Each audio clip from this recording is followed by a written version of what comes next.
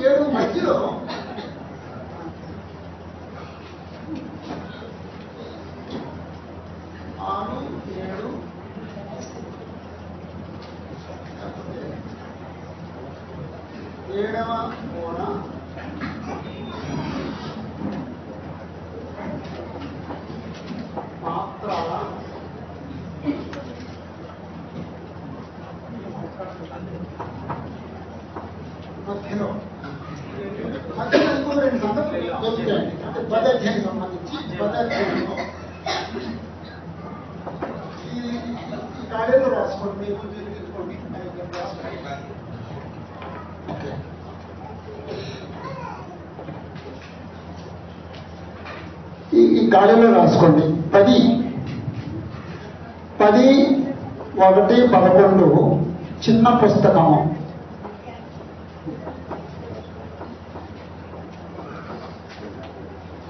ఆ తర్వాత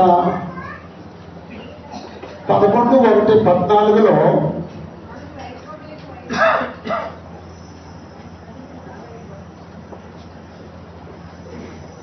ఇద్దరు సాక్షులు.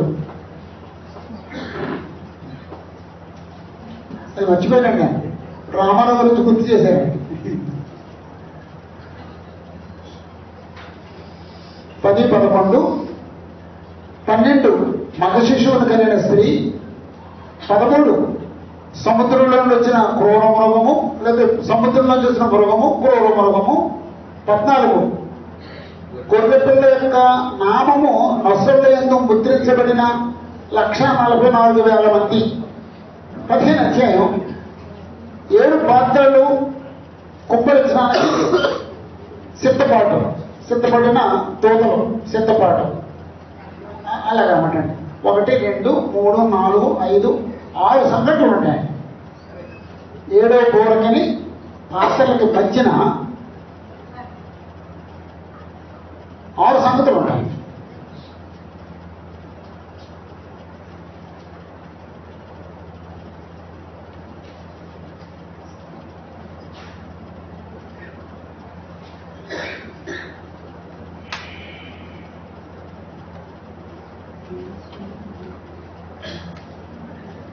పదహారు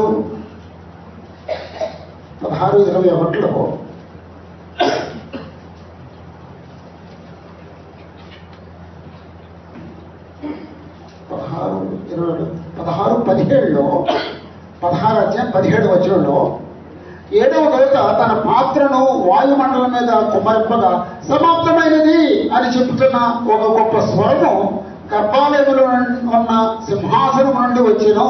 సమాప్తమైనది అంటే ఇక ఈ తీర్పులు సమాప్తమైపోయినాయి అన్నమాట. ఇక తర్వాత తీర్పులు అన్నమాట. అంటే ఆ రోమిలకు సంబంధించి ఇప్పుడు ఈ పాత్రలకు సంబంధించిన లేకపోతే ముద్రలకు సంబంధించిన బోర్లకు సంబంధించిన పాత్రలకు సంబంధించిన తీర్పులు సమాప్తం అయిపోయినాయి.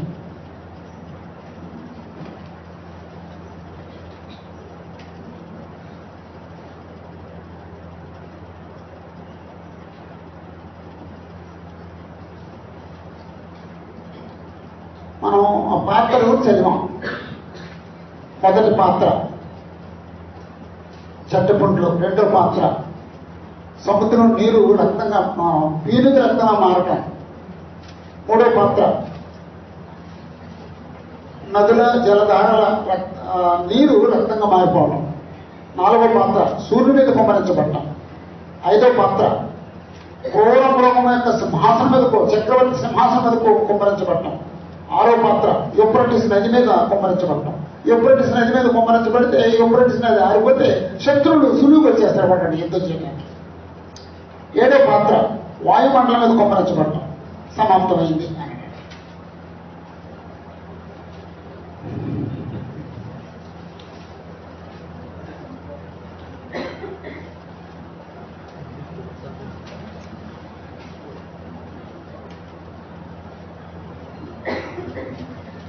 పదిహేడవ అధ్యాయం.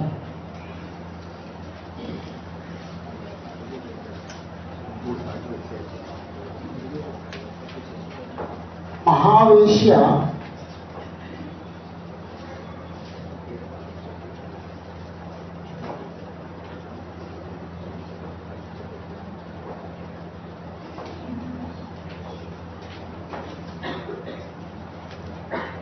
మహావేశ్యకు కలుగు నాశనము.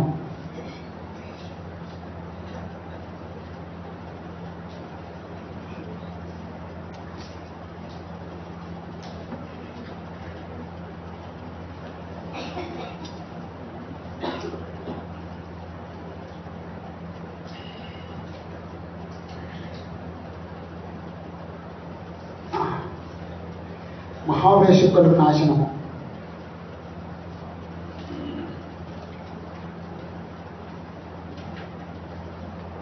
అధ్యాయం.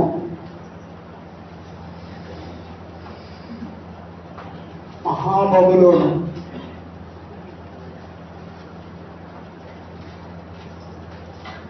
మహాబబులోను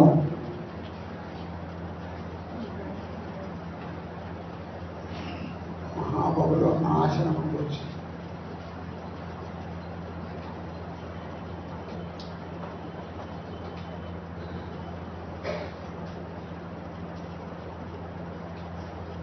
అధ్యాయం.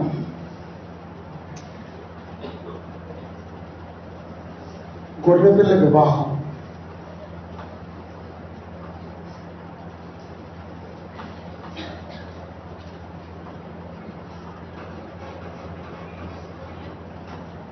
వివాహ మహోత్సవం.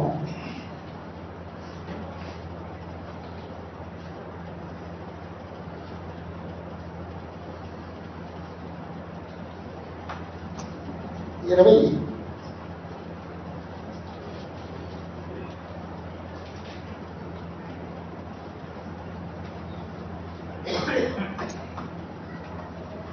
సాతాను బంధింపబడుట.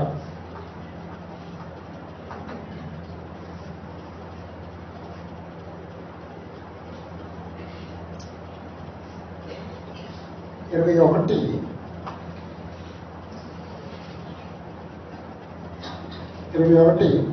క్రొత్త ఆకాశము క్రొత్త భూమి.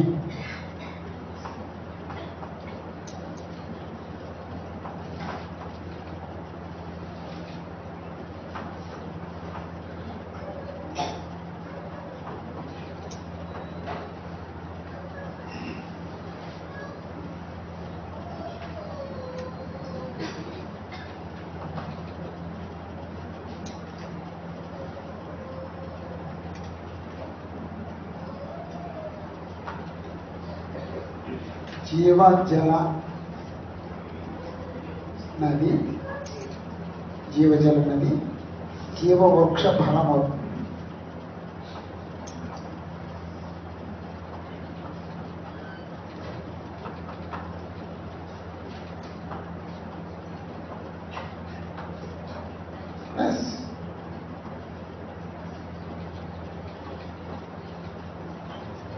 ముగింపు.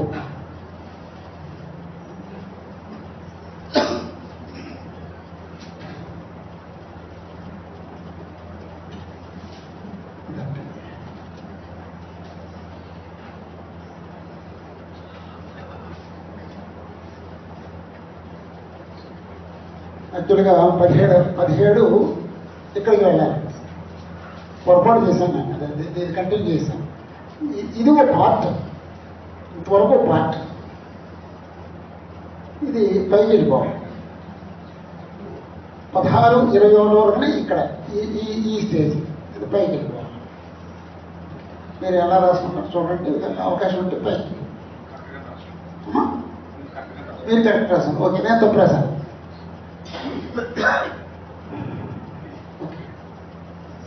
అంటే ఇలాగండి. అంటే ఇక్కడ కొంచెం క్లియర్గా రాసుకుంటే చాలా బాగున్నాం, కొంచెం ఇరికైంది, ఇంకా స్పష్టంగా ఉంటే బాగుంది. ఈ ముద్రలు కూడా మొదటి ముద్ర ఇప్పినప్పుడు ఏమైంది, రెండో ముద్ర ఇప్పినప్పుడు ఏమైంది అది రాసుకోగలిగితే కంప్లీట్ నోట్స్ ఉంటుంది అనమాట. ఇక్కడ మొదటి బోరు వదిలినప్పుడు ఏమైంది, రెండో బోరు వదిలినప్పుడు ఏమైంది, మొదటి పాత్ర కుమ్మరించినప్పుడు ఏమైంది, రెండో పాత్ర కుమ్మరించినప్పుడు ఏమైంది, అది కానీ నోట్స్ రాసుకోగలిగితే కంప్లీట్గా ప్రకటన గ్రంథం అంతా మన ఒక చార్ట్లో ఉంటుంది అనమాట. ఒక షీట్ మీద ఉంటుంది అనమాట. అప్పుడు అది అలా తయారు చేసుకుని ఇంట్లో ఉంచుకుని ఇంకా అప్పుడప్పుడు అలా చూస్తూ ఉంటే అలా మనసులో ఉండిపోతాండి, ప్రింట్ అయిపోతాయి. అదే ఫారెన్ బుక్లో ఉండదండి, మన ఇంట్లో బుక్లాగా మన బుక్లాగా మనకు తెలిసిన పుస్తకంలా ఉంటుంది. ఓకే, మొదటి 8 వచనాలు ఉపద్ఘాతం ఎవరుంటారు? గ్రంథకర్త, గ్రహీతలు, శుభవచనం. 5 సంగతులు ఉంటాయండి. గ్రంథకర్త, గ్రహీతలు, శుభవచనం, ప్రార్థన, ఒక అంశం. 9 వచనాలు యేసు దర్శనం. నేను ఎంతమందికి ఐడియా ఉందండి యేసు దర్శనం? ఓకే, ఎన్ని అంశాలు ఉన్నాయండి యేసు దర్శనంలో? ఎన్ని అంశాలు చెప్పాడండి యేసు దర్శనంలో? ఎన్ని అంశాలు చెప్పాడండి? ఓకే, ఏం పర్లేదండి, 9 అంశాలు చెప్పాడు. తల, వస్త్రం, కన్నులు, నోరు, చేతులు ఉన్నవి, కట్ట అనేది కత్తి, ఇలాగా 9 విషయాలు ఉంటాయండి. 2-3 అధ్యాయాలు, 7 సంఘాలు, 7 సంఘాలకి యేసు ఇచ్చిన హెచ్చరికలు. 4 అధ్యాయంలో సింహాసనాసీనుడైన దేవుడి గురించిన దేవుడికి సంబంధించిన దర్శనం. ఎందుకు దేవుడు ఎందుకు దర్శనించాడు అని చెప్పేసి అంటే, నేనున్నాను, నేను చూస్తున్నాను. ఈ రోమీలు ఏం చేస్తున్నారో నాకు తెలుసు, క్రైస్తవులు ఎలా హింసించబడుతున్నా నాకు తెలుసు. అంటే దేవుడు లేనివాడు కాడు, దేవుడు ఉన్నవాడు. నేనున్నాను అన్నాడు. ఇదిగో పరిష్కారం నా చేతిలో ఉంది, కుడి చేతిలో. కాబట్టి ఈ కుడి చేతిలో ఉన్న ఈ ముద్రలు విప్పి పరిష్కారం ఏంటో తెలుసుకోవాలన్నమాట. కానీ ఎవరు లేరటండి, ఆ పరిష్కారం వివరించే వాళ్ళు ఎవరు లేరటండి. అప్పుడు గొర్రెపిల్ల ఉన్నాడు. 5 అధ్యాయంలో దేవుని చేతిలో ఉన్న ముద్రలు విప్పుడకు యోగ్యుడైన గొర్రెపిల్ల.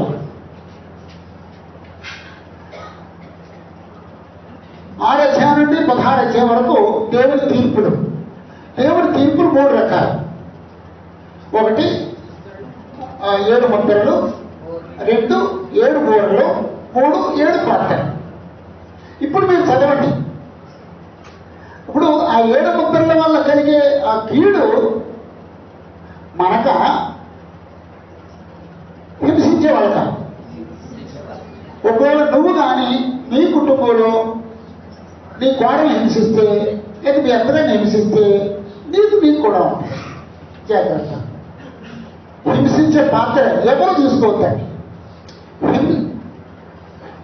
హింసించబడే పాత్ర అందరూ తీసుకోండి. హింసించే పాత్ర ఎవరు తీసుకోవద్దండి. హింసించడం మా పని కాదు. యేసుప్రభు తమ్ముళ్ళు, యేసుప్రభు చెల్లెళ్ళు హింసించరండి. సాతాను తమ్ముళ్ళు, సాతాను చెల్లెళ్ళు హింసిస్తారు. యేసుప్రభు తమ్ముళ్ళు ఎవరిని హింసిస్తారు, సాతాను తమ్ముళ్ళు అందరినీ హింసిస్తారు. హింసించే పాత్ర ఎప్పుడు తీసుకోవచ్చు. హింసించబడే పాత్ర తీసుకోవచ్చు, ఇష్టపూర్వకంగా తీసుకోవచ్చు. ఎవరైనా మనం హింసిస్తే దేవుని స్తోత్రం, ఆయన నాకు హింసించబడే అవకాశం ఇచ్చే నేను పొందనాలని చెప్పండి. సంఘాల్లో ప్రస్తుతం వేళాకోళం అయిపోయినాయి. ప్రతివాడు హింసించేవాడే, కానీ కలిగే కీడు మాత్రం వాళ్ళకి అర్థం కావట్లేదు. నిన్న చెప్పిన పాట ఒకసారి వినండి. నిన్న ఫస్ట్ అవర్లో చెప్పిన పాట వినండి. ఇంచుమించు ప్రతి సంఘంలో కూడా ఆ విషయం బోధించబడాలి. అందరూ సాధ్యమైతే ఆ పాఠాన్ని చెప్పండి. మొదటి దశ, రెండవ దశ మీద ఒకటి అధ్యాయం, ఆ అధ్యాయం అదే విషయం వివరించండి. అప్పుడు ఆరవ ముద్రకి 7వ ముద్రకి మధ్య జరిగిన సంగతులు రెండు ఉన్నాయి. ఒకటి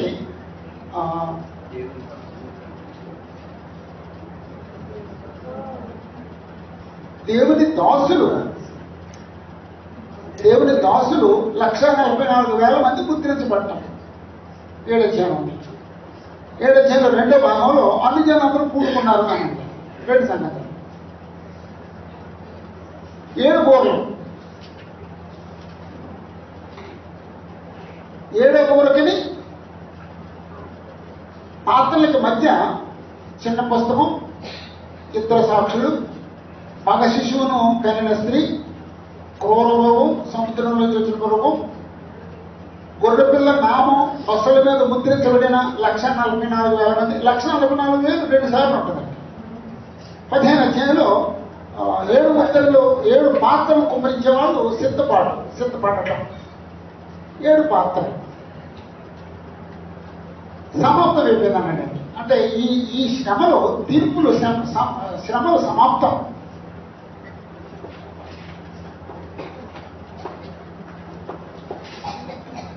పదిహేడు అధ్యాయంలో వేష కలిగే నాశనం గురించి చెప్పాడు.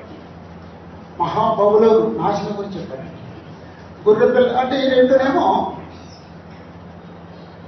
రెండునేమో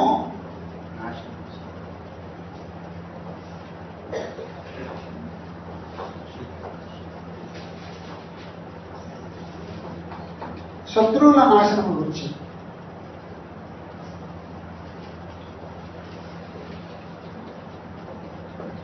విశ్వాసులకు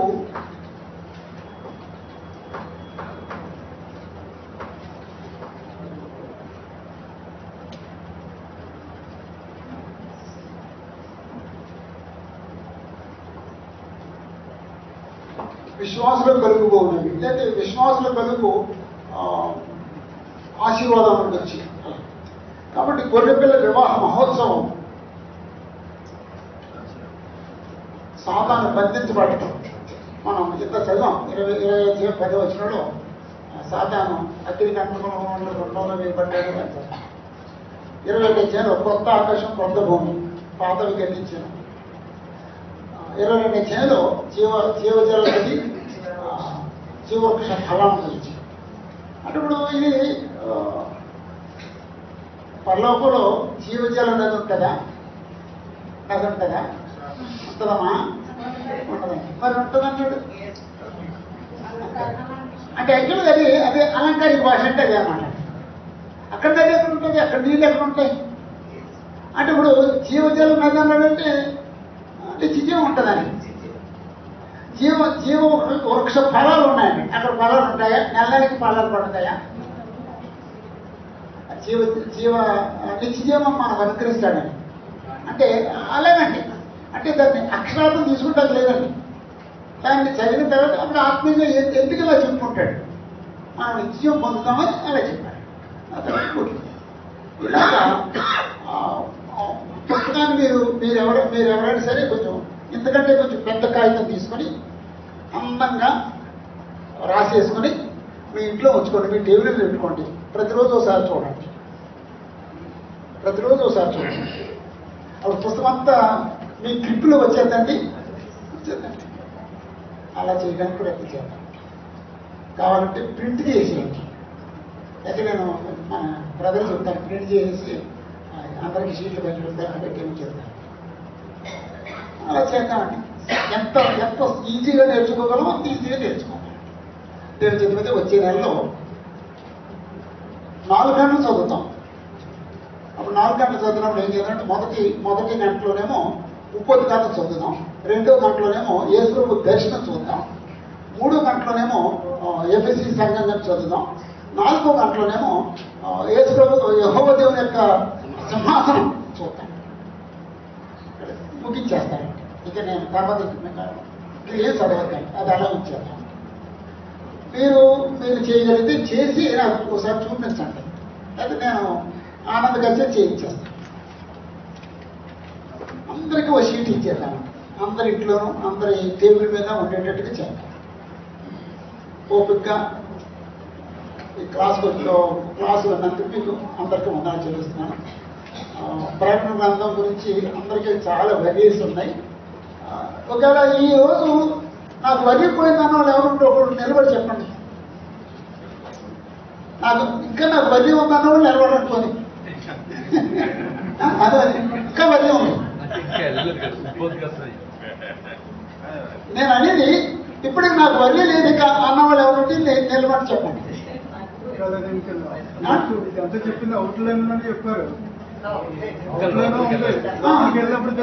అలా కాదు, నాకు వరి లేదు. ఇప్పుడు అది ఏంటంటే భూకంపం వచ్చేదని వరి లేదు నాకు. అలా తెగులు వస్తుందని వరి లేదు నాకు లేదు. తెగులు వస్తుంది నాకు కాదు, భూకంపం వస్తుంది నాకు కాదు. విభజనలోనే వరి పోయింది. ఆ ఇంట్రడక్షన్ లో మొట్టమొదటి చెప్పినప్పుడు పోయింది, పోవాలంట. ఆ 10 పాయింట్లు అయితే గారు ఒరే నాకు సడన్ నేను అర్థం కావట్లేదు అంటే కాసేపు మాట్లాడుతున్నాను. నాకు ఇది అర్థమైపోయింది అన్నాడండి. ఇప్పుడు లేడండి దగ్గరే కదండి, యాదవ్ గారు తండ్రి. మొదలు గంట కాసేపు మీద కూర్చొని మాట్లాడుతున్నాను. నాకు అర్థమైపోయింది ప్రకటన అన్నాడండి. అంటే మన వదిలేది ఏంటంటే ఆ శ్రమ మనకు వచ్చేస్తాయి, ఆ తేడు మన మీదకి వచ్చేస్తాయి, ఆ ఘటసర్పం మన మీదకి వచ్చేస్తాయి. అదే మనం అన్ని దాటేసి ప్రభులోకి వచ్చేసాం. అది మనకు తెలియాలండి. క్రీస్తునందున్న వారికి ఏ శిక్ష విధి లేదని చెప్పేసి అంటే పాపంలో కొనసాగమని కాదండి. క్రీస్తు ఉండడం అంటే శిక్ష విధి లేని స్థితి. అసలు మనం దేనికి భయపడక్కర్లేదు, దేవుడికి తప్ప. అది పోతే చాలండి, ఆ ఇంట్రడక్షన్ అని పోయి ఉండాలండి. చాలా థ్యాంక్స్ అండి. వచ్చే నెల దేవుని చదివితే బుక్లోకి వెళ్ళిపోదామండి. ఇంకా మనం బుక్లోకి వెళ్ళలేదు అంతే.